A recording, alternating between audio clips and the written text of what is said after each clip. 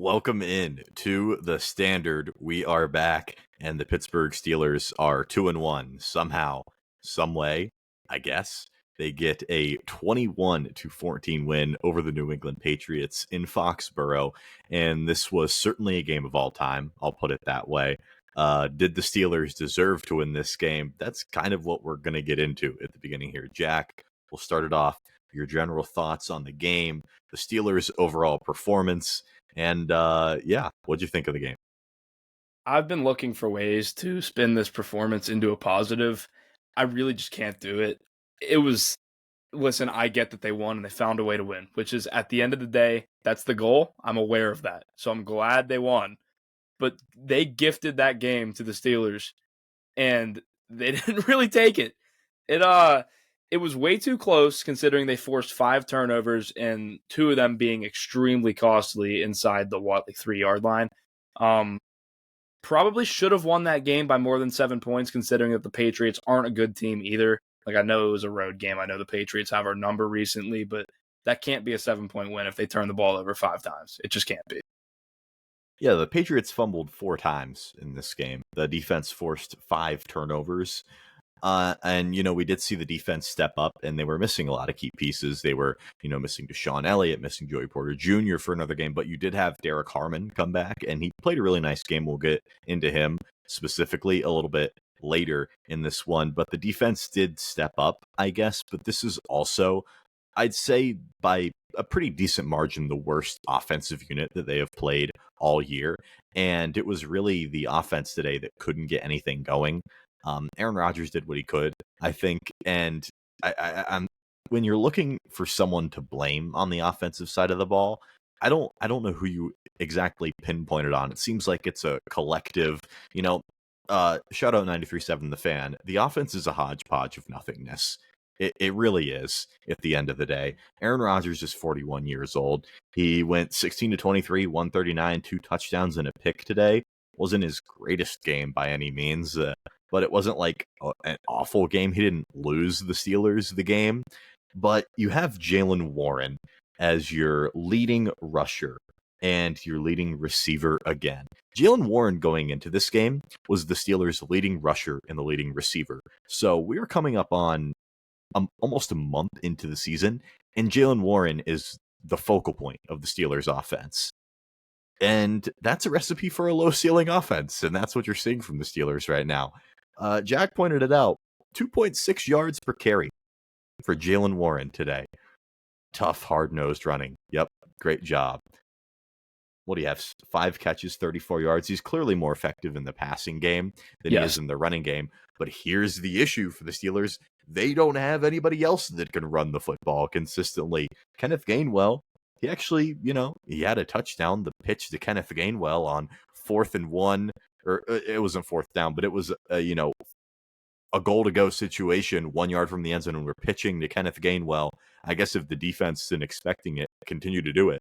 But at the same time, they don't really have an answer for the rushing game. They don't have a running game, and that's all because Caleb Johnson, obviously, he's in the doghouse. I don't know. I thought Caleb Johnson was going to be a healthy scratch today, in all honesty. That's what I thought. I don't want to harp on the run blocking because I feel like we end up doing it every episode. But this was another game where I felt like Jaylen Warren ran the ball pretty well. And he went 18 carries for 47 yards, which is 2.6 yards an attempt, which is abysmal. This offensive line, run blocking wise, has been horrible. I thought the pass protection was better today. I'll give him props for that. Didn't hear Broderick Jones' name a ton, which is a good thing. It's a very rare occasion when you don't hear his name a lot. But run blocking has been absolutely putrid, which is how it's hard to blame Jaylen Warren for being more effective through the passing game than the running game because he simply has nowhere to go. It's the same thing. I know he's probably the only one that can actually run the ball effectively and take, 15-plus carries a game. But I don't think it would matter who's back there when there's literally nowhere to go, ever. It's insane. Now, here's the hard truth about Caleb Johnson and the Pittsburgh Steelers right now. Caleb Johnson did not log a carry. He did not log a touch. I'll have to look at it. I don't think he logged a single snap today for the Pittsburgh Steelers. I thought whenever the news of Trey Sermon being activated to the active roster broke on Saturday, I thought for sure that it meant that Caleb Johnson was going to be a healthy scratch. And here's the issue. Caleb Johnson is not going to see the field anytime soon for the Pittsburgh Steelers. It all but seems like a lost season already for Caleb Johnson. I hope I'm wrong and he takes over the backfield by the end of the year and he's wonderful and he makes us look like geniuses for taking him in the third round. But right now it looks like a wasted third round pick, and running back was a huge need going into the offseason. You lose Najee Harris, you finally get him off of your football team, and you have Jaylen Warren, who's a fine two, we've established at this point, but you don't have a one. Caleb Johnson is supposed to be that guy, and he looks like a waste right now. He didn't log a snap. He didn't log a carry. He's not doing anything but taking up a roster spot at this point. They took him off of kickoffs because he doesn't know the rule of kickoffs. And I don't know. I want to get your opinion on this, Jack. Do you think it's coaching malpractice with Caleb Johnson not getting a carry or even a snap at this point for the Steelers? Because I'm all for blaming Mike Tomlin. I'm all for putting some blame on Tomlin. You know that. But at the same time, I don't think Caleb Johnson's just that good at the end of the day. That's the truth about Caleb Johnson. He is not a good football player right now. He's not good enough to earn snaps over Kenneth Gainwell at this point. That's an issue. That's really bad. It seems like a lost pick already and a lost season already. I'm all for the whole letting the rookies play theme. That was the theme of the last episode. But at the same time, if you're a rookie, you have to show something in order to get on the field, especially when you're playing for a team that thinks they can compete, like the Steelers do. They want to try to win a Super Bowl. They're not going to play a rookie just to see what they got from him if they don't think he's going to show them anything, which at this exact point in time, it's hard to blame them for because Caleb Johnson has not shown flashes of being a good running back. It's hard looking back on it because there were probably other guys on the board that could have helped us more, and you swing and miss at the least valuable position in football already. It looks like a lost pick. I would agree with that. I'm holding out hope that he can turn into a decent running back, but at this exact point in time, it doesn't look good. So let's say this. The defense looked as good as it has today. I guess the Patriots only had 119 yards rushing as a team, which, nobody lit up the rushing stats by any means for New England. But the defense did force 5 turnovers, and that's not going to happen every day. They're not going to gift you 4 fumbles every single week. But I think the defense played, obviously, its best game of the entire season today. But this is what the Steelers' offense is at this point. We should have, and I think we did a good job of on here saying we can't reasonably expect Aaron Rodgers to go out there and throw 4 touchdowns every week. I wish he could. That would be awesome. But at the same time, he's 41 years old, and it's not a sustainable way to win. And this today that we saw from the Steelers is also not a sustainable way to win. Again, you're not doing enough offensively. What is the ceiling for this offense? I mean, guys, look at the receiving stats. Look at it. Calvin Austin and Jaylen Warren are your leading receivers. They had 34 yards each. 34. DK Metcalf, 3 catches again. DK Metcalf, there is no reason in the world he should not be getting 8-9 targets, catches a game. He should be getting double-digit catches every single game. I know that's unrealistic because that's not the way the Steelers' offense is built. But at the same time, you're paying the guy $150 million to catch 3 passes every single week. I'm not, hating on DK Metcalf or anything. I think he's a fine player. But at the same time, you're paying this guy this much money. You're not using him at all. Don't even get me started on the tight end room. Don't even get me started on them right now. Jonnu Smith, I think, is awesome. I think he's the best tight end on the team by far. He's only getting 3 catches himself for 24 yards. Why are we paying Pat Freiermuth? This is why I was so low on the Minkah Fitzpatrick trade. And I know I'm a big Minkah guy. Is he washed? I don't know at this point. I don't know how you can judge him on that Miami defense. But at the same time, we traded for Jonnu Smith. Great.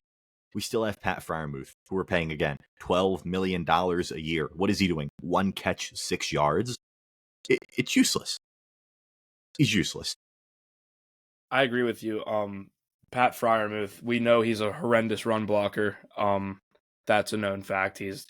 That's not his game. So if he's going to get paid $12 million a year, I believe it is, for 48, we can't afford games where he goes 1 for 6 if he wants to be worth that $48 million.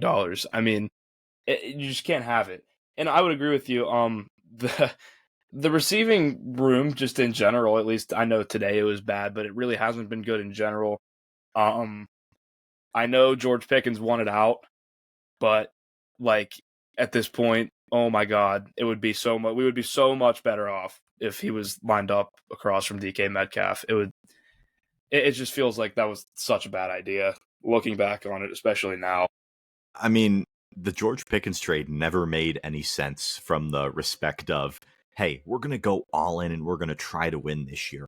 All right, Steelers, I don't know why you're trying to do that. We've established well that the ceiling for this team, the absolute ceiling for this football team this year, is no better than the fourth best team in the AFC. They're not better than Kansas City. They're not better than Buffalo. They're not better than Baltimore. They have as close to a 0% chance of beating any of those teams on the road in a playoff atmosphere as humanly possible.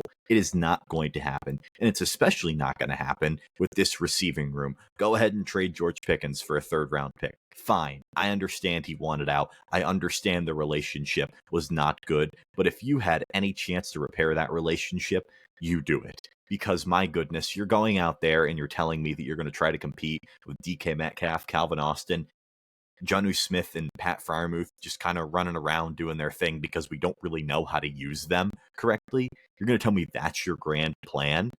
Listen, if the Steelers want to ever reach that ceiling of being the fourth best team in the AFC conference this year, they're going to need to trade for receiver, and I don't think they will because they've established well at this point that they think they're fine. They think everything is just peachy, and all these moves have made perfect sense, when in reality, I'm worried that all of these win now moves they've made is going to result in the same exact shit, which is a 9 or 10 win season and maybe clawing your way into the playoffs just to get bounced in the first round.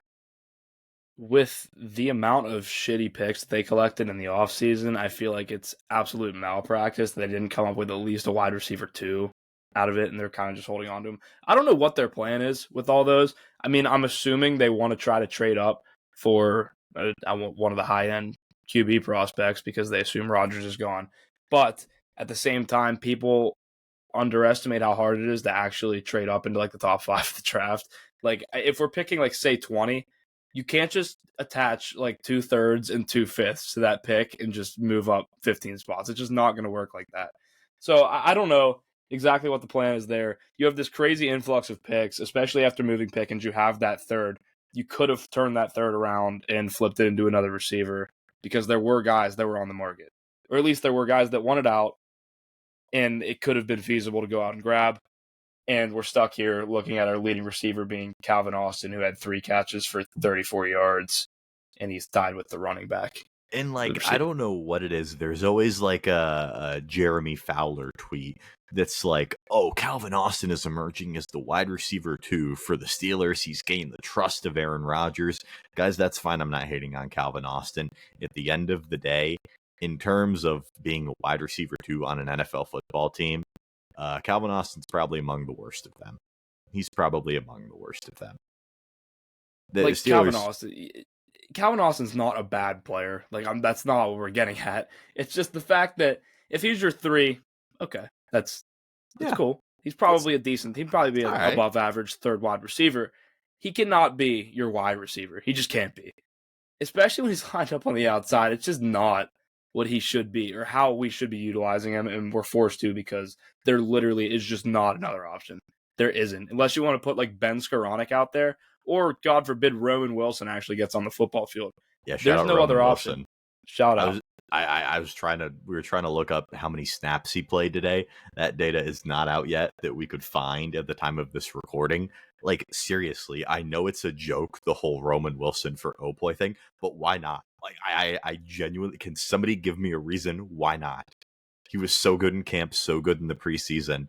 They made a point to get him the ball in the preseason. Why not? I don't understand it at this point. Now, I'll flip it over. We'll talk about how bad the New England Patriots are. This team stinks. They are really bad. They need help. Let me tell you what. The only bright spot on this football team, first of all, Steelers a legend, Robert Spillane, had a pick, almost a pick 6. And had 15 tackles. He's a demon. He's a demon. Why is he so good? I don't know. He'd be the best linebacker on our team. Do we want to talk about that? Do we want to talk about they're gonna hate you for that, but you're correct. Do we want to talk about the tweet that I saw today of somebody saying that Patrick Queen is the best linebacker in the AFC? People literally just say things. That's like they just speak like that based on what? Patrick Queen has been terrible for this team. He's done nothing. Why do people love him so much? I don't get it. Anyway, you know the Drewski meme where he's running down the hallway and he's like gasping for air? Yeah. That's what it looked like with Patrick Queen trying to guard Hunter Henry today. 8 catches for 90 yards and 2 touchdowns for Hunter fucking Henry? Are we serious? And then you got Peyton Wilson, who said, I think I'm one of the best cover linebackers in the world in training camp. Repeat, Hunter Henry had 8 receptions for 90 yards and 2 touchdowns today. And we got 2 guys lined up over the middle that are supposed to be good coverage guys. So if they're not doing that, then what exactly are they doing? You want to know who the Steelers' best linebacker was today? Holcomb. Cole Holcomb. Yeah. And it wasn't particularly close. Wasn't particularly close. Cole Holcomb was not terrible today. You know who I pointed out as the guy that played the best game on the defense? Who's that? Brandon Eccles. Brandon Eccles did play great today. He balled out. It's so weird. Like, this defense should be. I think it's like I thought Ramsey played a lot better today. It's good that he wasn't in the box score. He had 1 tackle, which I'm assuming is a good thing. Probably means he was doing his job out there. But yeah, Holcomb was good. Wilson and Queen were terrible. Both just horrendous. I saw people saying Patrick Queen played a good game. No, he didn't. Brandon Eccles played great. That again. I'm just kind of ranting about random shit, which doesn't apply to this. But people were like legitimately upset about Beanie Bishop not making the roster and not understanding the fact that special teams is a reason why some guys make the roster. Like James Pierre, yes, Beanie Bishop is a better defensive player than James Pierre. We know that. James Pierre, horrendous on defense. He plays special teams, which means he has a role. Beanie Bishop was like the 3rd nickel guy on this team. Does not play special teams. No role for him. I get he's on the practice squad, so he's going to be elevated if somebody gets hurt, obviously. There's no reason that he would make this team. Also, shout out Jabril Peppers. He actually recovered a fumble today and got into the box score. I'm obviously not a fan of James Pierre, probably more than anybody else in the entire world. I've had that meme going for years, but at the same time, he's probably a better football player than Beanie Bishop because Beanie Bishop, even when he played at WVU, and I covered WVU, so I've watched Beanie for a little bit longer than most Steeler fans.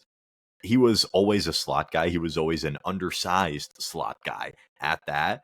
And he was wildly productive his rookie year, obviously, because nobody else stepped up in that nickel spot. And Beanie Bishop cannot play outside corner. He just cannot. He's too undersized. He's not fast enough. You name it. He doesn't have it physically. And that's why he didn't make the roster at the end of the day. I don't know how we got talking about Beanie Bishop, of all things. I really don't know how we got on that topic. But whatever. I was just making the point. I was giving Brandon Eccles his flowers because he played very well today. Probably played a better game than Beanie Bishop ever has in his career. But I don't know, that Beanie Bishop 2 interception game. The streets won't forget Beanie Bishop on Sunday Night Football. Fair enough. Patrick Queen made the NFL Top 100, by the way. He was higher than... Where was he ranked? I think he was higher than Malik Neighbors. I was going to say... No, because Neighbors was... Wait, he might have been. Neighbors was 6'7". I know that because... He was what? He was. I'm looking this up. I'm trying to find it right now. 75. Oh my god. There's no world. Now I'm just looking up the whole top 100 because I'm going to perhaps some guys that are behind him. The best player. Perhaps he's the best linebacker in the AFC, just like that tweet said. It's this. Vita Vea, T. Higgins, Khalil Mack, Dak Prescott, Rashawn Gary, Trent McDuffie, Cameron Hayward, who almost won Defensive Player of the Year, was ranked 8 spots below Patrick Queen, who was bad. Christian Gonzalez, please tell me that Patrick Queen's a better player than Christian Gonzalez. Please try to tell me. Laramie Tunsil. Quentin Williams. James Tua, Cook. Respect, I agree. Yep, Tua on the top 100. What are we doing Creed there? Humphrey. Yeah, Drake right, London was 97. Bob McConkey was 100, who had 1150 yards and 7 touchdowns. right. Regardless, this has turned into Patrick Queen hate, which is warranted because he has been terrible. So Yeah, Patrick Queen. The Ravens fans who talked about how he got, only tolerable when they traded for Roquan Smith. I see what you were cooking with now. I see what you were cooking with. I did a little bit last year, but Queen didn't play terrible the last month of last year, so I had hope for this year. This game was not good for Patrick Queen in particular. And just New England is a mess in general, I think, especially with their running game. They're not supporting Drake May at all, obviously, with the passing game. But what are they doing? I mean, Ramondre Stevenson had 4 carries and he fumbled twice. Why do they keep giving him the ball? I don't get it. And then Antonio Gibson, he had 7 carries. Why are they giving him the ball? He fumbled too. This is like what we were saying last episode. Let the kid play. Feed Travion Henderson. Let him fucking play. Who cares? You have Ramondre Stevenson, who sucks, and Antonio Gibson, who also fucking sucks. I like the don't two get it. biggest known fumblers in the history of the NFL, Ramondre Stevenson and Antonio Gibson, known documented fumbling issues, and it showed today. I mean, like, this receiving room is terrible. Kayshawn Booty, he's awful. Ian Eagle said Leading he's wide grabbing receiver for the Booty. Pats. Like, Mac Hollins, Stephon Diggs, Kyle Williams, Demario Douglas. Good lord, dude. They're not doing anything to support Drake May. The Fab Five. Like, Mike Vrabel's a good coach. I'm sure he'll get it turned around, but like, it's going to take time there in New England. Not a lot of things going correctly for the Patriots right now. Who played really, really good today? Cam Hayward and TJ Watt stepped up. Obviously, Hayward had his best game of the season by far, and he's finally able to feed his family with those $3 million in incentives tied to playoff wins. So that is awesome. Very good for Cam Hayward. TJ Watt had a couple of sacks today. He heard the noise. He heard everybody making fun of him, and he finally got a sack. So good for TJ Watt. He's going to go post a cryptic message on his Instagram story after this one. I can't wait. Speaking of cryptic Instagram messages, George Pickens posted something on a story. Oh boy, this is appointment viewing. I saw someone tweet about it. I don't even know. But I did post on my Instagram channel. If you're not on my channel on Instagram, you can go join, because what I want to start doing is every night before we go to record on Sunday nights, I'm going to post a prompt asking you guys for your questions, and me and Jack are going to answer a couple of them right now. And I do like how it sorts them by likes. I will say that. We'll start off with the first one here from I Hate Thad Steelers. Are you Big Steeler? Yes, Big Steeler put in a request for Russell Wilson to suck this week, and that's why he sucks. We are solely the reason, this podcast is solely the reason why Russell Wilson isn't on the Steelers anymore, as by the Instagram comment sections said that Russ wanted to return on a discount, but people like Steelers by Joey and Buck and Believe told the fan base that he was the issue. Yes, us. We did this. Russell Wilson is not a Pittsburgh Steeler because of the existence of the two of us. Russell Wilson is a good quarterback, right, guys? He looked so good great. tonight. He legitimately threw the first brick I've ever seen from an NFL quarterback. On 4th down, he threw the ball off the upright. That was incredible. This so funny. This other question from Ben Barchi says, why did you brainwash me and the rest of the fan base into thinking Russell Wilson was the problem? Clearly he is chefing as we speak. I can't wait to run with this joke. It's going to be incredible. This one comes in from Steelers by Dante. After 3 weeks, are the Steelers going to be buyers or sellers at the deadline? If buyers, which position would they target? Receiver. Well, they're going to be buyers, whether or not they should be buyers if we're sellers. 2-4, if we're 2-4, we'll still be buyers. Don't worry. The issue with the Steelers is when we get to the trade deadline, they could be 2-4, they could be 4-2. It doesn't matter. They're going to be buyers, and what they should target is a receiver. Will they? Probably not. They'll probably trade for somebody on defense because they're going to trade for an edge spend rusher. money on defense. We love to. You know what? I don't know if I want to say this. I I'm kind of I'm not out on Alex Highsmith. I think he's really good. Would anybody miss him that much if we traded him, got something good in return because Alex Highsmith is a good player, and just let Nick Herbig cook? I don't think people don't appreciate Nick Herbig nearly as much. The fact that he's our edge 3 is really, really good. If we got a good return for Alex Highsmith, I'd pack his bags for him. Somebody's going to pay Nick Herbig a lot of money in this league, and if it's the Steelers, I'd be fine with that. But I would hate to see him leave the Steelers without getting a legitimate opportunity to start for us and be an impact player. So I don't know how we got talking about this with the trade deadline. They're not going to go ahead and trade Alex Highsmith at the deadline because they think this is the team that can win it all. But to answer your question, yes, they're going to be buyers. Running back. They should trade for a running back.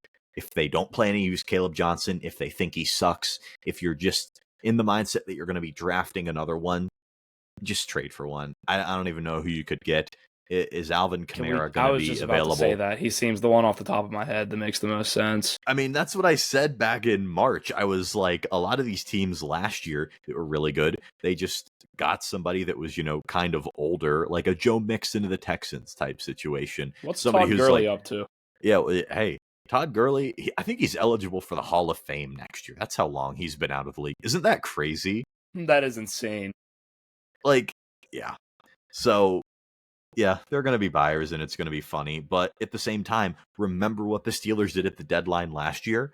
Their grand plan, their grand finale, their buyers at the deadline, they traded for Mike Williams and Preston Smith. Mike Williams had one catch with the Steelers, and it was probably the best single catch of the entire season. I thought we were back. Definitely was. That was like definitely the peak of the season. I don't even think it's close. I thought we were winning the Super Bowl after that game. This question from Josh says, do you feel like we should trade Alex Highsmith? I ironically just talked about that. So great question. I answered it for you. You didn't even have to ask it.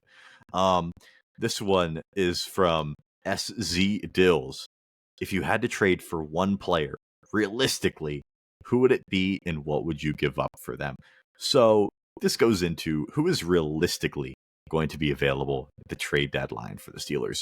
What are some teams that are going to be sellers and could absolutely help the Steelers? I'm thinking of like veteran receivers on. I would say I want to say Jacoby Myers. I was going to say that. I was going to say the same exact thing. Dude, I feel like he's always open, and like I don't know, he's a target monster, and we could use somebody that can actually like pace the offense out there. I feel like he's perfect. DK doesn't want to do it. Yeah, he's perfect for like what the Steelers want to do offensively. I think he's kind of like that in between, intermediate, middle of the field guy, which the Steelers really need because what they're trying to do with DK Metcalf is turn him into a screens, and he's just so much more athletically gifted than everybody else. He's just going to outrun everybody, which is a fine strategy because I don't think DK is necessarily the go up and get it wide receiver that everybody thinks he is. He can do that type of stuff because of his body type, and he's good at it. We saw it today with a good throw from Aaron Rodgers, but at the same time, I think at the point of the catch, DK is slightly overrated, had the highest drop rate in the entire NFL on contested catches last season. So there's that. And Jacoby Myers, like you said, Jack, a target hog. He just fills that kind of role nicely. Again, he could slot into that wide receiver 2 role. That type of move is going to have to happen, in my mind, if they plan on hitting their ceiling of being the 4th best team in the AFC this year, because that's their ceiling. Is it completely, they're going to absolutely hate me for this one, is it completely ridiculous to say that rather than being DK as the 1 and Myers as the 2, it would be more of a 1A, 1B type situation? Like, I don't think there's that big of a gap between those two guys. I really don't think there is. Boy, they're not going to like that one. Boy, people aren't going to like that one. I think Jacoby Myers is incredibly underrated. I would say DK is probably on the side of overrated. I think DK is better than Jacoby Myers. I think he's better by a pretty decent margin, but I see what you're saying in the fact that would you rather pay DK Metcalf $150 million or would you rather pay Jacoby Myers, like, what's he worth, like a $40-50 million type of guy? Depends on how long the deal is. He's probably worth 25 annually as opposed to 30. Because, I mean, if you look at what some of these receivers are getting, it's absurd. Like, Christian Kirk got paid more than $20 million a year just like 2 years ago. So, I mean, yeah, I would assume Jacoby Myers in extension would look something like $25 million a year. But yeah, I'd probably take him for that over DK for 30. Anyways. But yeah, All right. it's a realistic option too because he legitimately requested a trade in the offseason and not really in the offseason, leading up to the season. And if the Raiders start to tank, which the way Geno Smith is weirdly playing, it looks like that could happen. But, we'll see. All right. This one comes in from Charlie. Are you guys buying into the Will Howard stock? If not, who would you realistically like to see at quarterback next year? Let me put it this way. If Will Howard is ever starting for the Pittsburgh Steelers, something has gone terribly wrong. Something has gone incredibly wrong. And this is no shade to Will Howard, but at the end of the day, I just don't think he's a good quarterback. I don't think he's a legitimate NFL starter at any point. I don't think he was ever tabbed as that in any pre-draft process. Not to mean that he can't be by any means. I hope I'm wrong, and I hope he's wonderful, and the Steelers get a quarterback one of the future in the 5th round, 6th round, wherever they picked him. But if Will Howard is ever starting for the Steelers, it's bad. If the Steelers go into next season with Will Howard as their quarterback one, I'm going to be livid. I will put it that way. That would mean that they didn't trade for anyone realistically who might be available. They didn't draft one with a first round pick. Let me put it this way. If the Steelers don't pick a quarterback in the first round, I am going to be so unbelievably upset. They have to I pick agree with you, unless in the off chance they were to trade for like Dak. Yeah, that'd be awesome. Because the Cowboys really, I wouldn't put anything past Jerry Jones, and they look like shit, and they don't look like they have a direction. So like, people really hate the litmus test for like ball knowledge. Yeah, is like just ask somebody what they think of Dak Prescott. Dak Prescott is a very good quarterback, guys. And let me tell you what, a lot of these older pieces that the Steelers have are going to be on the team next year. Dak Prescott is the perfect quarterback for the Pittsburgh Steelers in 2026. I don't know how realistic he is to see at quarterback next year, but that would be awesome. I'd be jumping for joy if Dak Prescott was the quarterback of the Steelers in 2026 because he fits exactly what this team wants to do. What I think the team should do is a completely different thing. Who would I realistically like to see? I guess, I don't know. It's too early. None of the like quarterback prospects have really separated themselves. I know Fernando Mendoza had an awesome game this past Saturday. I was going to say, at least at what they're currently being like Mateer looks good too. I would say Mendoza's probably the best option. Cade Klubnik really moved me at the end of last year. He was like my really early QB1. He's been terrible. And how much of it? I've never seen a team like Clemson that has so much NFL talent. I don't know how much you've looked in the draft at all. Clemson's projected to have like 5 first-round picks in this upcoming draft too. And they're 1-3. They're awful. I don't get it. Yeah. I really, really don't. This one comes in from our good friend Brendan Sarber. Do you guys see Terrell Austin being fired mid-season, during the off-season, or even at all? The answer is no, not at all, probably. Probably not at all. He lets Tomlin run the defense, so as long as he lets Tomlin run the defense, he's going to be employed. If the defense is the reason the Steelers like collapse late in the season or like lose a playoff game in horrendous fashion again, I could see him getting fired in the offseason, but I don't think the Steelers make any drastic moves. I don't think let's see. It took the Steelers until November, that Matt Canada year, to fire him, and that was like the worst coordinator situation I've ever seen in the entire NFL. I don't think that's an exaggeration. Other than like a Nathaniel Hackett, head coach of the Broncos, it was like that bad, but the Broncos even got rid of Hackett quicker than the Steelers got rid of Canada. Terrell Austin's job is safe because Mike Tomlin runs the defense. It's like, it's the people on the inside, guys. You guys think Big Steeler controls all of this. Nope, Mike Tomlin is Big Steeler. He controls all of it. That's just what we want you to think. Yep. All right, this one comes in from Not Owen. Has A-Rod performed to your expectations so far? And do you think he has the ability to play the full year disregarding serious injury? Yeah. Yes and yes to both, I think. I mean, he definitely has the ability to play the whole year. Yeah. I think if the offensive line doesn't get him killed and he doesn't get an injury, Rodgers is definitely going to play the whole year. And I think he's the best option for the Steelers by far. Especially at the time they signed him, there was nobody else out there besides Russell Wilson. Right, guys? Right? We still want Russ? Are we still back on that? This is actually, I got to give a shout out to the great Dill Bob. He is the one who brought my attention to the Patrick Queen is the best linebacker in the AFC tweet, because his question was, I'm not even going to say the guy's name, doesn't even deserve it. He doesn't deserve it. Is PQ the best linebacker in the AFC? Yeah. This one comes in from Brown Sugar FPT. What would it take to stop this perpetual motion of being mid? I'll put it simply. Mike Tomlin to be booted, and it's not so much as me hating, Mike Tomlin being like, oh, he needs to go, but what would it take to stop this perpetual cycle? It would take Mike Tomlin being gone, and it would take this team selling off everything and fully rebuilding. That's what it would take, because you wouldn't be mid, you'd be ass for probably several years. Yeah, no, I would definitely agree with that. Oh boy, I'm trying to sift through these, and some of them, guys, I love you. Some of these questions, good lord, they're not even questions at this point. This one comes in from Christopher_13. Najee should have stayed a Steeler. I can't tell you how wrong you are.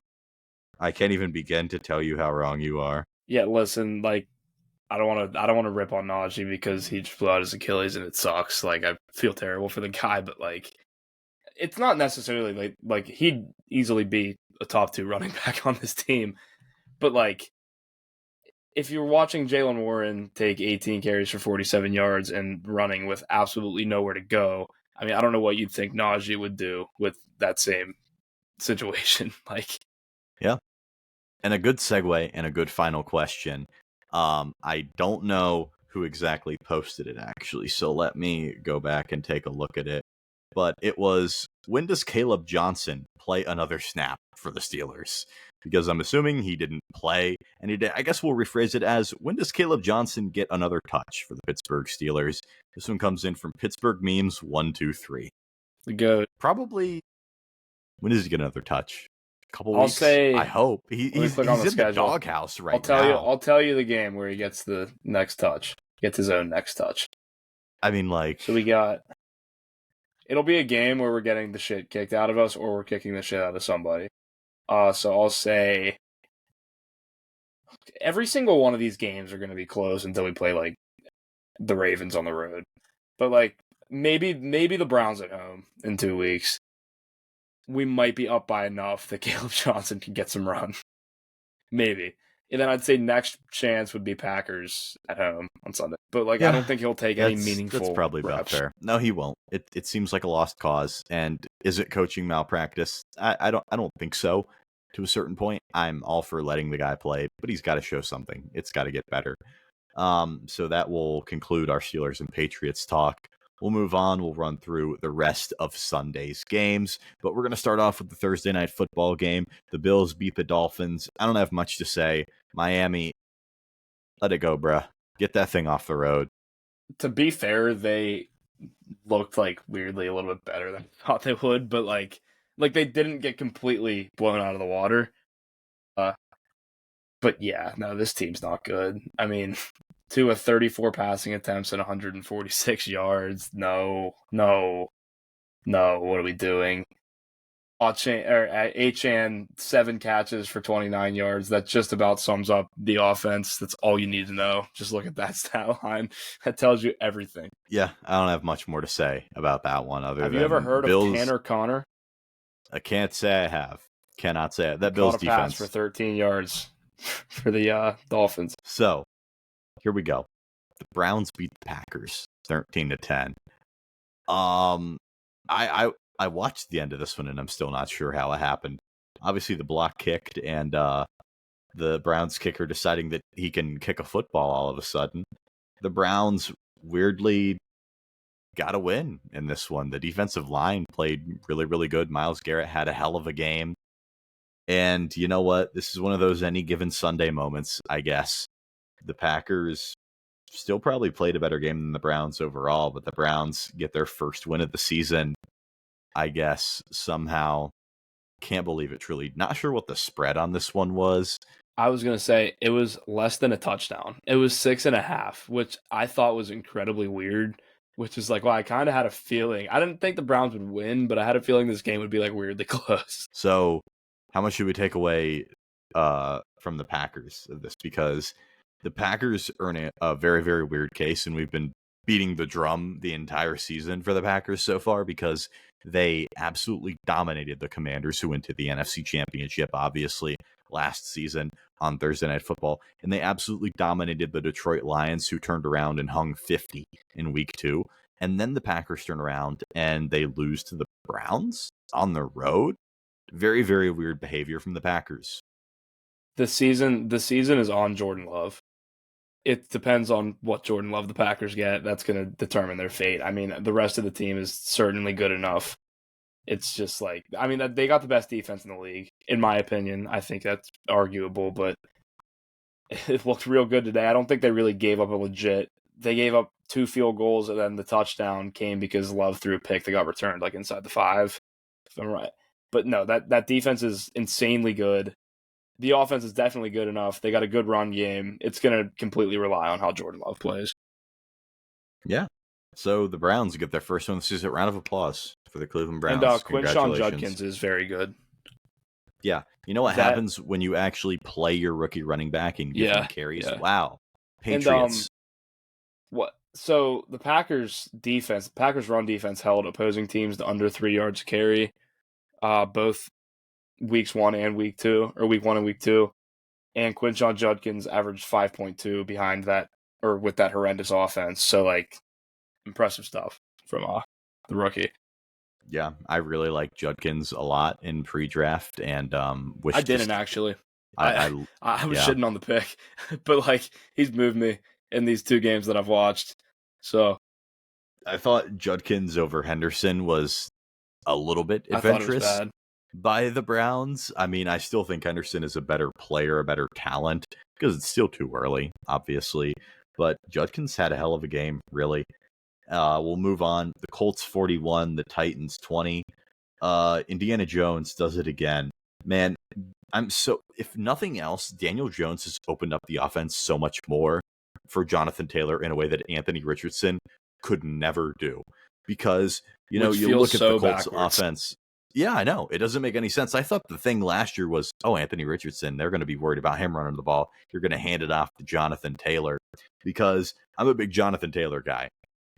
Jack knows this. Pretty much every dynasty league we've ever done. I know nobody cares about your dynasty team. I always have Jonathan Taylor in a lot of our leagues. And how many running backs are better than Jonathan Taylor at this point? Saquon, Derrick Henry, Bijan Gibbs. Is that it? Jonathan Taylor's elite. I would say he's awesome. Unless I'm missing somebody, that's all I can think of. Yeah. I don't think I'm missing that's all anybody. I can think of. I'd say he's top 5. I think he's the 5th best running back in football. I mean, the Colts are legit, too. It feels like the way they're playing right now, they're going to cruise to winning that division. I feel like this is going to age poorly. What? I think that I agree with that. You think it is? I agree. I think they win. I think they win the division. I don't think they're like a legit contender. This team ain't beaten. Like, no. Yeah. Okay. No. Yeah. This is like when I called the Saints a contender last year. Yeah. I'm way too hesitant. I'm way too hesitant to throw that term around now. So I mean, like, I do think they win that division. The Jags look pretty good, but like the Jags are weird, dude. They are. We'll get into them later. I get weird vibes from watching them. Texans are mega ass, but I predicted the Colts to make the playoffs in my season prediction post. I just want to throw that out there. And everybody, that was the Chargers winning the Super Bowl. He did. That looks good. The Chargers are really good too. So like, I don't know. Maybe this is the year of Buck and Believe. I control everything, so maybe I'm just... Big Steeler controls everything. Maybe I just leaked the script. We tell you guys what to think, and you think it. You better listen, and you better fucking think it. Let me tell you what. So yeah, Colts 41, Titans 20. The Vikings got absolutely fucking mollywopped 48-10 by Carson Wentz and the Minnesota Vikings. I'm so happy. Guys, I don't know why do people think Jake Browning is good? Like, I saw way too much of like, hey, I Jake don't know. Browning's good. Like, they're not going to fall off that way. No, Jake Browning is fucking garbage.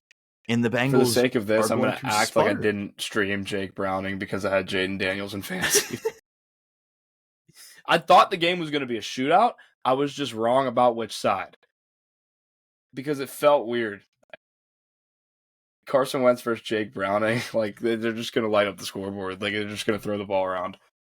But I mean, yeah, if this Vikings team shows up to Ireland the way that they did today, the Steelers don't stand a fucking chance, with all due respect. Brian Flores is a mastermind defensively. Isaiah Rodgers had one of the best games for a defensive player we've ever seen, and that's not an exaggeration. it was the Returned highest rated interception. PFF performance from any player ever. It was Really? a 99.9. Yeah, Oh my that was his goodness. PFF I mean, grade. he deserves it. Like, He seriously. does. I mean, I The don't know pick how you six, can play better. the fumble six, he forced 2 fumbles. It was a perfect game. It really truly was. And this Vikings defense looks awesome, and Jordan Mason looked really, really good. Granted, it's against the Cincinnati Bengals defense, who we've talked about on this podcast repeatedly, sucks. Yes. Carson Wentz just did what he was supposed to today. And I'll tell you this right now. I said it on the live, but I'll say it again. If I'm the Steelers, I'm much more worried about seeing Carson Wentz than I am seeing J.J. McCarthy on Sunday, because Carson Wentz, he's going to do what he's told. I think at this point in his career, he's not going to do too much. He's going to play in the system, the Kevin O'Connell offense. He's going to play off that good, great defense the Vikings have. I'm more worried to see him than I am. I will say, I know I'm a JJ McCarthy truther, and I would agree with the point that Wentz is probably better for the Vikings right now. McCarthy's also the youngest starter in football. But I do think if McCarthy was the starter in this game, I don't think it goes much differently. Yeah, Wentz was probably not. 14 for 20 for 173 yards and 2 touchdowns. Like, He didn't have to do shit, really. he He didn't really have to didn't. do anything. His QB rating was 34.7. Like, he really didn't do that much. But yeah, Wentz he did his job, obviously. Also, Chase Brown, somebody smells like shit. 10 carries for 3 yards. Oh my god, this guy sucks. Like, I mean, come on. I get that the offensive line's not incredible and the run blocking is probably not incredible, but 10 carries and you end up with 3 whole yards. I really applaud Bengals fans for trying to work themselves into the delusion that Jake Browning is going to be fine and your offensive weapons are going to be able to carry you to be a somewhat decent team. You'd be lucky to reach 6 wins now at this point with Jake Browning. It's not going to be good. I'm sure there's some gimmies on the schedule that even the Bengals can probably win. This is awful. It cannot be understated how much Joe Burrow means to that team. Joe Burrow, nobody's a bigger Joe Burrow merchant than Chase Brown. And yes, obviously Jamar Chase and T. Higgins are awesome. Nobody's denying that. But at the same time, they need Joe Burrow to throw them the ball. There is a big difference when Jake Browning is throwing them the football. Clearly, it showed today. 48-10. My goodness. Eagles beat the Rams. I hate watching the Eagles play. it's so I can't horrible stand to watch. Yeah, the Eagles. It's just, they're 19-1 in their last 20. I don't know how you beat them. The Rams had them dead to fucking rights today, and they just came back. And it was another instance of the tush push, which, in my opinion, needs to be banned at this point. I said that in the offseason. It needs to be banned. There is too many times. There was another example today. They're false starting on every single tush push. if they and ran it's it impossible legally to officiate. I've never blamed the tush push for like, oh, only the Eagles are good at it. You know, we need to ban it because they're only good at it. It is truly impossible to officiate. And I'll always point to the NFC Championship when Frankie Louvu kept jumping over the line when it was at the 1 foot line and they just kept doing half the distance of the goal. And then they said, if he jumps over the line again, we're just going to give the Eagles a touchdown. But at the same time, that's the only way to stop it. How do you officiate that? And if the defense does anything to try to stop it, you're going to award the other team. I don't get it. I don't know how you stop it. Yeah, if they ran the play legally, and we're just really, really good at it, I mean, I'd be okay with that. But like, there have been numerous clips just in these 3 weeks of them like clearly false starting. It'll be like the whole offensive line, but the center on some instances, and it's like if they're not going to run the play how the rules of football state that they're allowed to run the play, it shouldn't be legal. It just shouldn't be. Anyway, I thought the Rams looked fine in this one. Puka Nacua is a top 3 receiver in football. Top 3? You can use your imagination and figure out who out of the first 3 that you let out of the top 3, but he's in there. I've seen enough. I don't care. Mean, like, recency bias, whatever. I love Puka Nacua so much. Is he better than Jefferson, Chase, or CeeDee Lamb? I think he might be better than CeeDee. I don't know. I think he might be better than CeeDee yet. I don't know if I'm there yet. I think Puka Nacua this season, yes, he's been better than CeeDee. I said last week, I think Puka Nacua should be the front runner for Offensive Player of the Year. I still think that after this week. Yeah, for sure. Jonathan Taylor or Puka Nacua at this point, quite honestly. So the Eagles get another win. I don't know when they're going to lose. What's the Eagles' schedule looking like? Because they've had a pretty rough start to the season, and they've just rolled. Damn, their schedule is tough. They play the Buccaneers next week, then the Broncos. Is there a loss in there? I don't know. They could lose at the Bucs. I don't think they then will the Giants, per se, but they could. They're rolling the Giants. Vikings, I don't know. Giants, they're rolling. Packers, they play the Giants twice Lions, in 3 weeks. Yeah, they're going to lose at the Packers. Bears, they might lose Chargers, Raiders, Commanders, Bills, Commander. That is an insane schedule. I will say. Oh my God. I will say, like, they've rolled. I agree. Even though they haven't looked good, I don't envision this team winning a Super Bowl this year. I don't think they're as good as they were last year, or even close. I don't see it with them. I really hope not. Today. I hope they should have. I really hope the Rams get him in the playoffs. They should have lost week in the 1 playoffs. Too. Shout out Dak Prescott. Packers Eagles would be a fun AFC or NFC championship. That would be awesome. So we'll move on. The Jets drop another one, 0-3. The Buccaneers 3-0, 29-27. The Buccaneers are magic in a bottle. I don't know how they keep doing it. They keep going down. Buccaneers let Tyrod Taylor hang 21 points in a quarter today. I say that as if there was no block kick for a touchdown, but ignore it. I mean, still, yeah, they let him get 21 points in a quarter. Well, 14 in a quarter. But yeah, I see what you're saying. I picked the Bucs in the fan page survivor pool, and it got a little bit too close at the end. They were I was watching Red Zone after the Steeler game ended, and for like a 4-minute period, I thought this game was over because they had just stopped showing it, and then the Jets all of a sudden blocked a kick to take the lead with like 2 minutes left. It's crazy stuff. Emeka Egbuka, him. Yeah, he's good. He's so good. Hand up. I didn't dislike Emeka Egbuka. I severely underrated how much of an impact he would make for this Buccaneers offense. Mike Evans is obviously awesome. Chris Godwin has one ankle, but he might play next week. Emeka Egbuka, they're not going to just take him off the field. I'll tell you that. Yeah, they have. And Evans isn't Evans getting an MRI? I don't know. He got hurt at the end of the game. Could be the Egbuka and Godwin. Oh, it's a hamstring too. Yeah, it's not good. He had one of those last Mike year, and he was out for like injury. 6 weeks.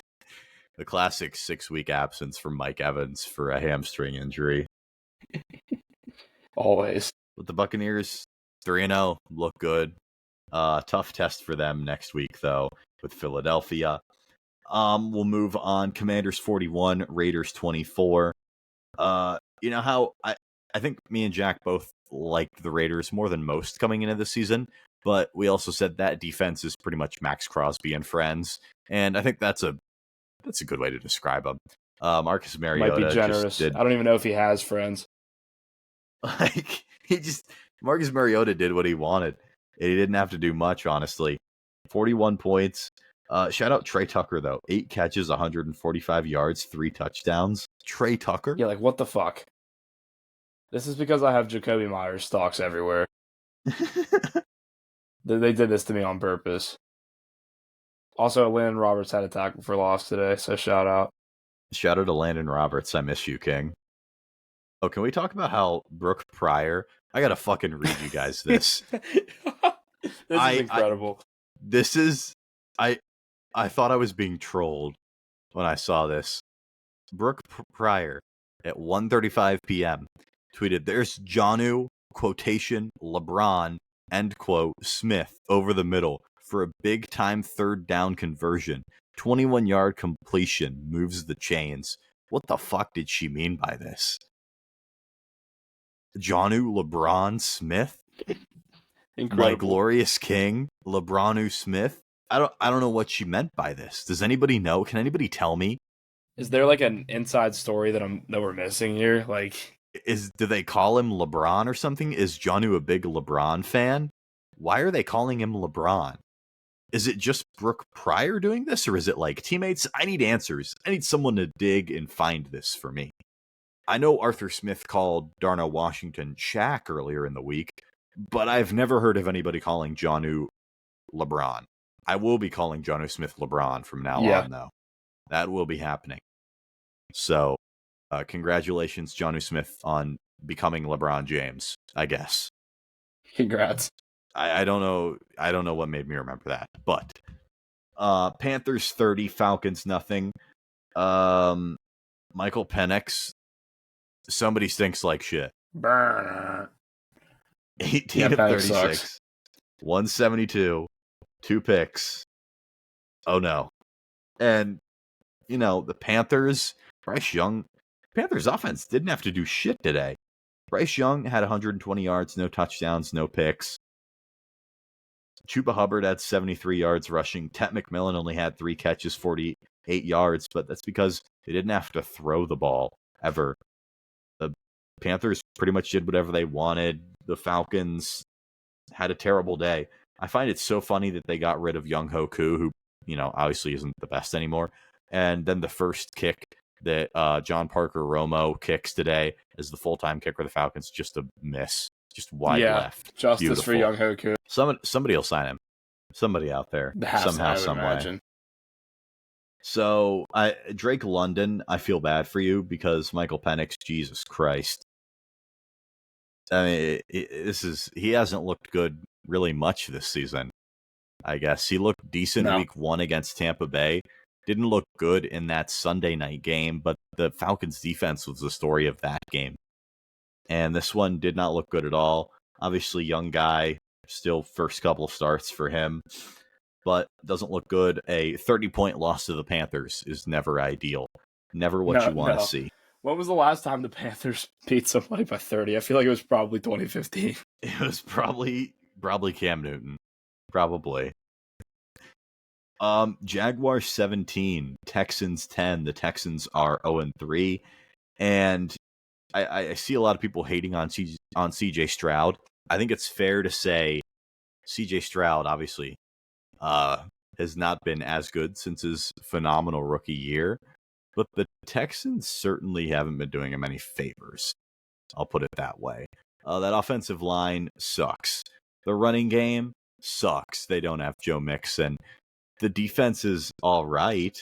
But at the same time, Nico Collins is the only guy out there. 8 catches, 104, and a touchdown. You know what Nico Collins is going to get you. You know Stroud's going to find a way to get Nico Collins the ball. But what do the Texans have going for him? Not much. Speaking of trash, Brian Thomas, BTJ, Boy Trash Jr. What's going on? Parker Washington had 11 targets today. Brian Thomas had 6 targets, only hauled in 2 of them. Travis Hunter can't get the fucking football. It's weird because they've looked good too. So I don't know. I don't know what I mean by weird vibes. Like they're 2-1. Like we should feel good about them. Trevor Lawrence played like Trevor Lawrence usually does. 220 yards and a pick. No touchdowns. 20 for 40. I mean, like, when are we going to accept that this guy, he's probably closer to being a bust than he is a hit, because he was drafted number 1 overall, touted as a generational guy. He's closer to being a bust than he is to being he's just like an a average good quarterback. Yeah. That's what he is at the end of the day. Brenton Strange, shout out, leading receiver. I think Brenton Strange is actually quite good. Brian Thomas, boy trash junior. What are we doing? Are we like? It's to the point where I'm genuinely concerned about Brian Thomas. The clips of him shying away from contact last week were concerning. There was another one today. It's bad. I don't get it. I don't know what's going on. I don't know if it's the yips. Just throw him off the field and make Travis Hunter the one. I've seen enough. Why is Travis Hunter only getting one catch? 2 targets. I can't tell you. And Parker Washington gets the ball thrown his way 11 times. I don't know. You trade multiple ones for him. Hey, but they won, so I guess whatever works. I guess if that's what you want. It didn't take a lot because the Texans offense has one play, and it's Stroud to Nico Collins on a go route. That is the play. Chargers moved to 3-0 and beat the Denver Broncos, who fall to 1-2. I love it. I'm all for the Bo Nix downfall. Another loss for Bo Nix FC. Bo Nix FC, where y'all at? 14-25, 153, and a touchdown. Boy, that looks an awful lot like you know who. A great stat line from our good friend Kenny Pickett. Who is Justin better, Herbert. Bo Nix or Kenny Pickett? Boy, oh boy. Bo. Yeah, Bo's better. I don't know. Let me tell you about my good friend Justin Herbert. MVP him. MVP that boy. 300 yards. He was 28 for 47. Listen, that Broncos when did defense the Chargers is awesome. start throwing the ball this much? I don't know, but I love it. Najee Harris tore his Achilles, by the way. I don't know if you saw the video. It did the rubber band thing. It was bad, yeah. Yeah, it gone. Terrible. Tough for Najee. Obviously, wish him well on his recovery. Omarion Hampton actually got the ball today, and he looked pretty good. And the thing I don't understand about the Chargers, Keenan Allen is just the best, I guess. 7 catches, 65 yards, and a touchdown. He's got a touchdown in every single game this season for the Chargers. Ladd McConkey had less catches than Quentin Johnston, Keenan Allen, Omarion Hampton, and Rondé Gadsden. Shout out to Rondé Gadsden, deep dynasty sleeper, Syracuse tight end. Shout out the Cuse. I loved Rondé Gadsden in the draft process, so I'll victory lap on that one. 5 catches today. Ladd McConkey, 4 catches, 41 yards. Speaking of somebody stinks like shit, this has been his general stat line every single week so far this season. Keenan Allen is really vulturing everything that Ladd McConkey did last season. Yeah. It's weird. It's very weird. And the Broncos, the defense. I can't really explain it to you. Yeah. Broncos' third leading receiver awesome. was Pitt legend Lucas Kroll, so I don't know what was going on there. And their second leading receiver was RJ Harvey. So RJ Harvey, who had 3 catches for a whopping 14 yards. That is so funny. 1 catch for 9 yards. Right. Look at this Denver receiving stat line. Bo Nix had 153 yards. We've already established, right? Cortland Sutton had 118 of them. RJ Harvey had 14.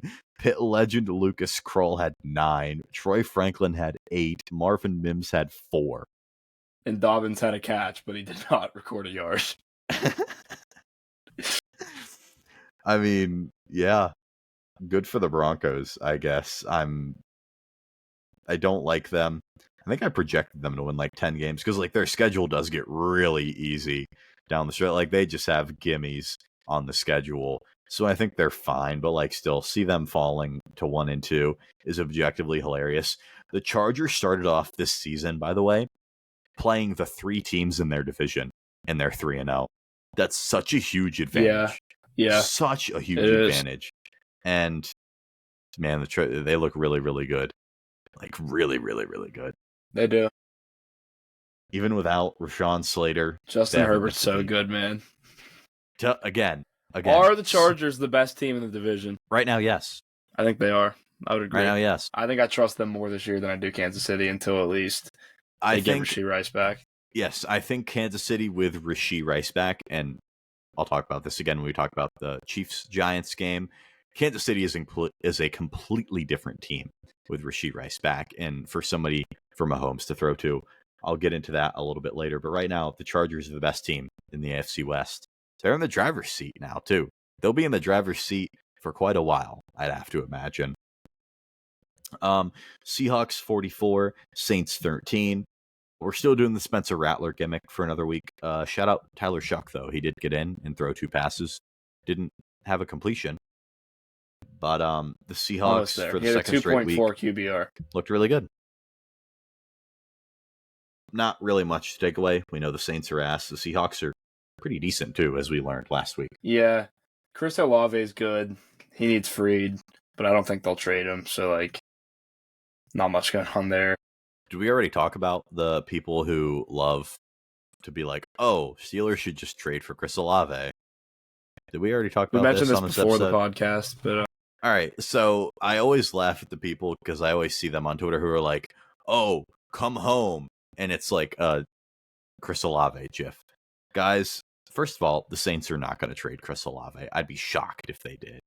Second of all, for the Steelers to get Chris Olave, I'd say for the Saints to actually give him up, they'd need a 1. Because I think the Saints are going to pay Chris Olave. They have no reason to not pay Chris Olave. Saints would need probably a high draft pick, a 1 or a 2.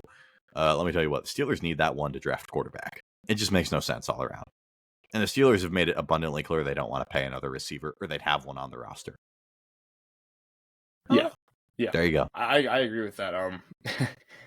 If the Steelers wanted a wide receiver too, I would assume they'd have one. Yeah. So, but yeah, I mean, Chris Olave is good. All right.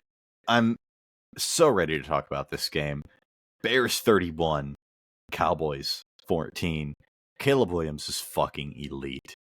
I mean, he's so good. I want all the people who hate Caleb Williams to tell me how he sucks again. I want you to tell me. I want everyone to apologize that overreacted for Caleb Williams not only playing good in the first 2 weeks, but losing to teams who won 15 games and 14 games respectively last year. He goes out there, balls the fuck out.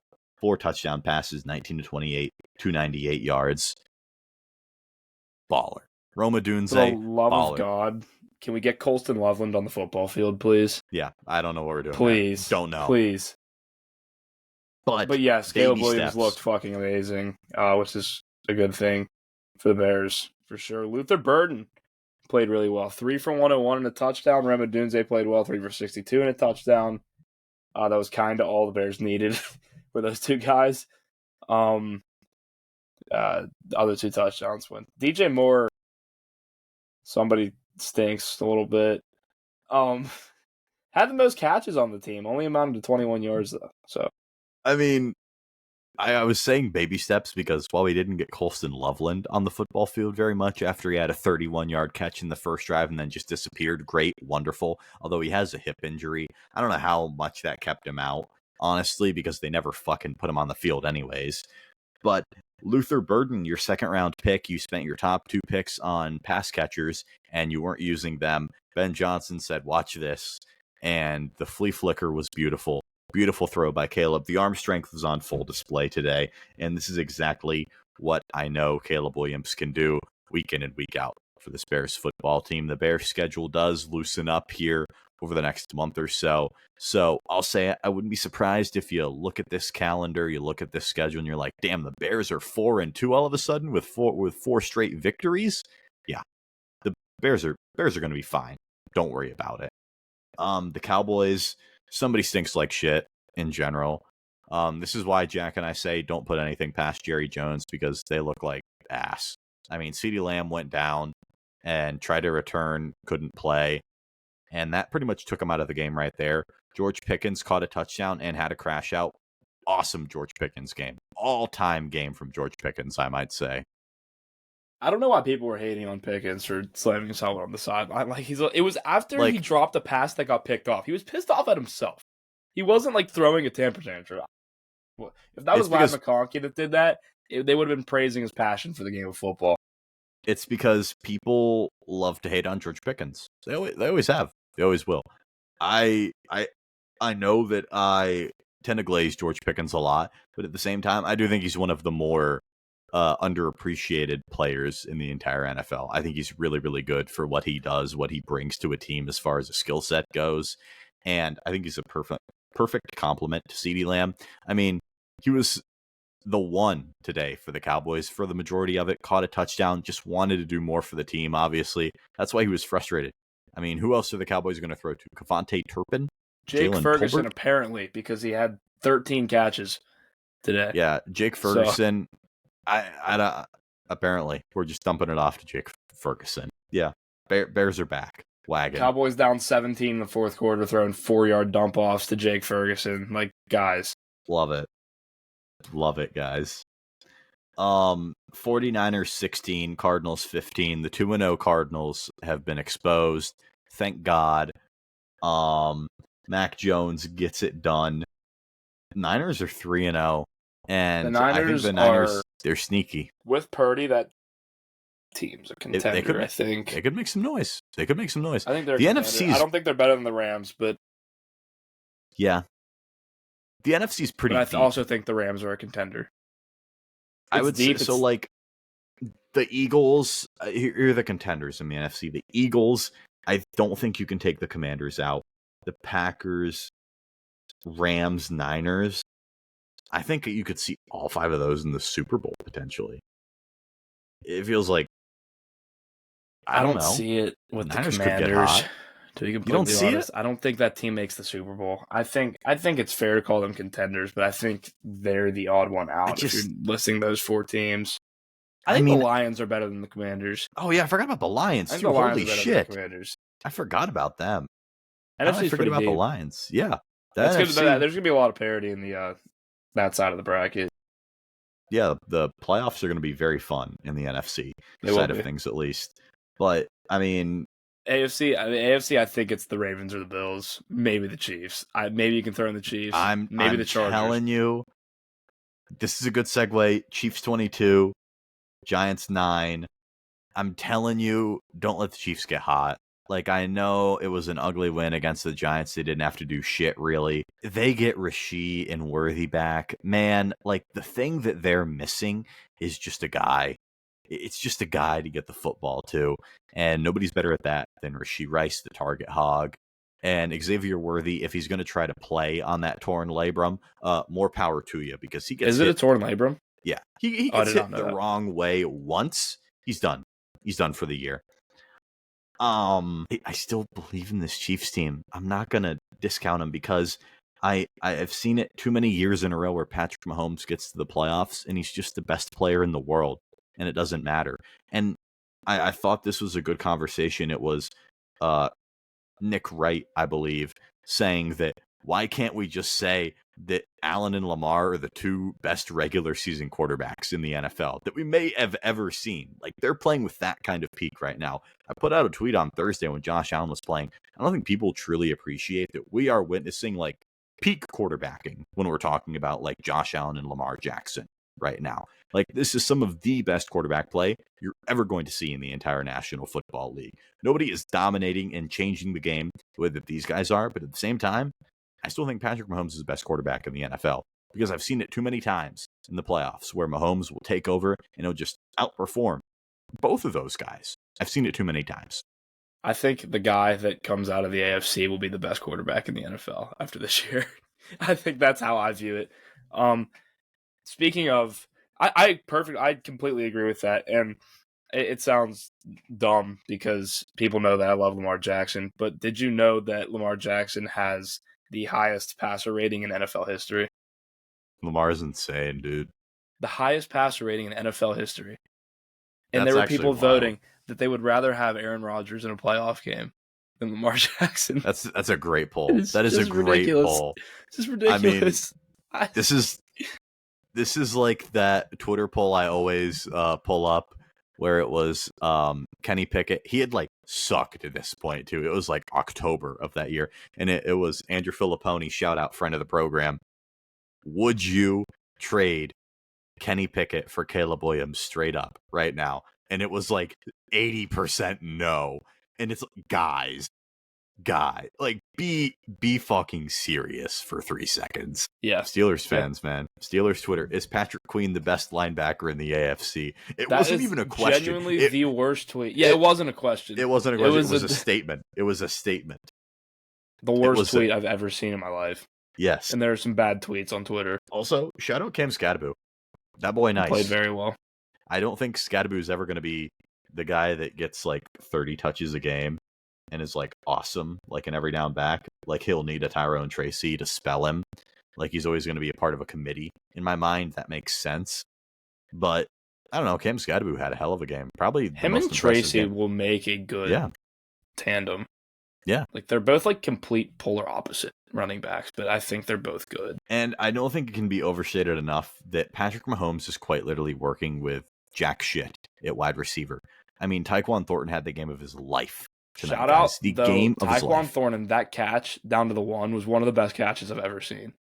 That was absurd. The way he like twisted his body, and it was unbelievable. But I mean, yeah. Mahomes not working with much, and their run game sucks. So like, yeah, the run game. I mean, Isaiah Pacheco sucks. Kareem Hunt sucks. I think it just like deteriorates my brain cells watching Isaiah Pacheco and Kareem Hunt run the football up the gut. It's just horrendous.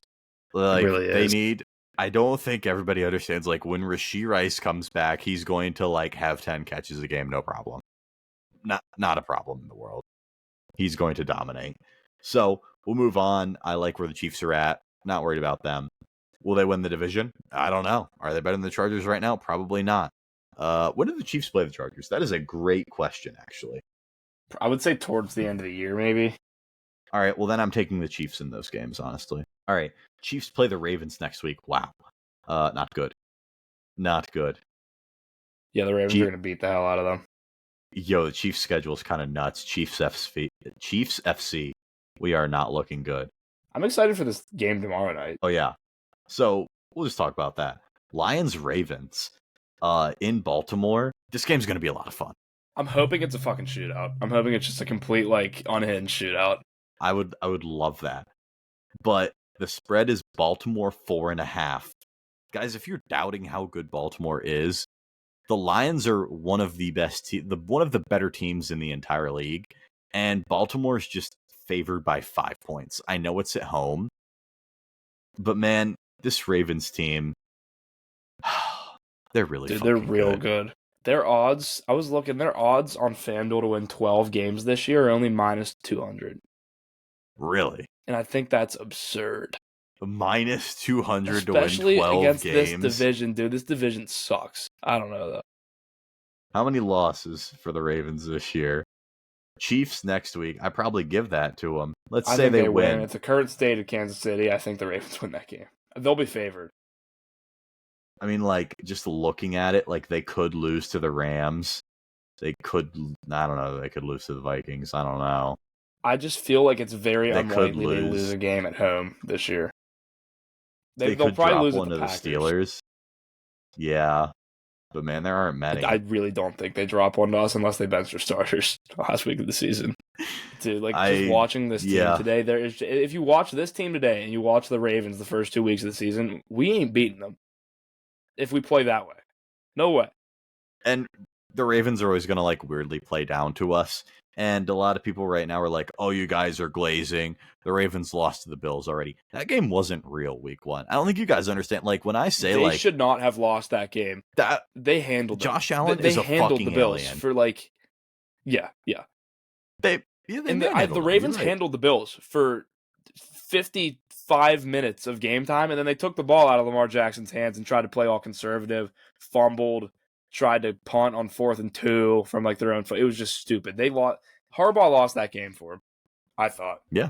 If they never took the ball out of Lamar Jackson's hands, I think the Ravens end up winning by 2 touchdowns. Yeah. Like, probably. I mean, listen, Allen played his ass off, but they wouldn't have been enough if the Ravens actually kept trying to score. Yeah. So, I'm assuming you have the Ravens in this one, winning this one? I do, yeah. I think it's going to be a good game, though. I'm high on the Lions. I don't know. I weirdly just think the Ravens might dominate this one. As crazy as that sounds. Dude, like, Monday Night Football is one of the greatest NFL players of all time. Like, I don't know, man. I'm really worried about this one if I'm the Lions. Like, I'm very scared. I can't lie. I know you just dropped 50 on the Bears last week, but man, let me tell you, this is a whole different beast in the Ravens. And Lamar Jackson, he's playing out of his mind. I said Justin Herbert MVP. I mean, Lamar continues this, he's going to win MVP again. Yeah. He's going to. Or Josh Allen. But who knows? Who knows who voter fatigue will give it to at this point. I also have the Ravens winning this game. We'll do a little bit of a look into next week for the Steelers as they travel to Ireland to take on the Minnesota Vikings. In the last couple minutes here, guys, I'm very worried about this one. Yeah, 9:30 a.m. If you think your life is bad, just wait until you have to wake up at 9:30 a.m. to watch Patrick Queen play football. The best linebacker in the AFC, apparently. Yeah, I meant what I said earlier, that I'm more worried about seeing Carson Wentz than I would be if I'm seeing JJ McCarthy. This offense, as terrible as they've looked the last 2 weeks overall, that shit's not going to fly against the Vikings. It's just not going to fly. We saw what they were able to do to the Bengals today, and the offense is definitely going to need to step up, and in a big way. The defense, I think, should be able to contain Carson Wentz for the most part, in theory, given all of the talent that they have. I think that Jordan Mason is a fine running back, but if he's running for over 100 yards on us, man, it's just not looking good. Derek Harmon played awesome today, by the way. Shout out Derek Harmon. If he's able to flip the Steelers running game, or stopping the run like he did today, serious defensive rookie of the year consideration. Seriously, he was phenomenal today. Yes. I'm hopeful that maybe I sold him short in saying he will make an impact, but it won't be that big of an impact. No, other people need to play well. And Cam Hayward played awesome today as well. But man, Derek Harmon's impact was felt. And I'm hopeful that that will let the Steelers get into the type of low-scoring game that they want to be in. I'm still going to give the edge to the Vikings in this one because there's always a chance it's just going to be weird. It's in fucking Ireland. You don't know what the hell is going to happen. It's going to be an ugly game. I can tell you that much. I was going to say, I think whoever starts at quarterback, I was like, the Vikings starting quarterback is like the least of my concern in this game. I'm worried about how this offensive line is going to perform after watching what the Vikings D-line has done the first 3 games of the year. If that offensive line does not pick it up, it is going to be brutal. By the way, the spread on this game is plus 1.5 for the Steelers. Steelers plus 1.5? They're plus 100 money line. Interesting. I'll take the Vikings. I do think the Steelers are going to lose this game. I'm also, in theory, the Steelers should be able to handle Carson Wentz. Jordan Addison is also back for the Vikings in this one. Justin Jefferson is still the best receiver in the league, in my opinion. Yeah, it might not look good if Carson Wentz is able to hit a deep bomb on Darius Slay or Unc Ramsey. All the old corners. Maybe Joey Porter will be back. Who knows? Hopefully. I would like if Deshaun Elliott was back too. That'd be nice. I'm just glad he's not out for the year. Yeah. After the way his injury looked. Yeah, seriously. But overall, Steelers get a victory. They beat the New England Patriots in a game that nobody wanted to win. It looked like for most of it. Jack, any parting thoughts before we head off into our week? Keep faith in our black and gold. We will turn it around. This is our Even Steelers. Though we're 2-1, we're gonna turn it around. This is our Steelers. This is our team. We bleed gold. I will be making an anthem whenever we play the Colts again. So I really hope that the Daniel Jones Linsanity stuff is stopped by the time we play the Colts. I won't be able to take it. If it has, it's gonna begin again after that game. But yeah, keep faith in our black and gold. I have faith in Aaron Rodgers. Any given Sunday, as we learned by the Browns beating the Packers today, I guess. Thank you all for listening. I really appreciate it. Podcast has been doing numbers the last couple weeks. Thank you for listening. Continue to listen. Continue to send us questions and let us know what you want us to talk about next. But for now, we'll see you next time right here on the Standard.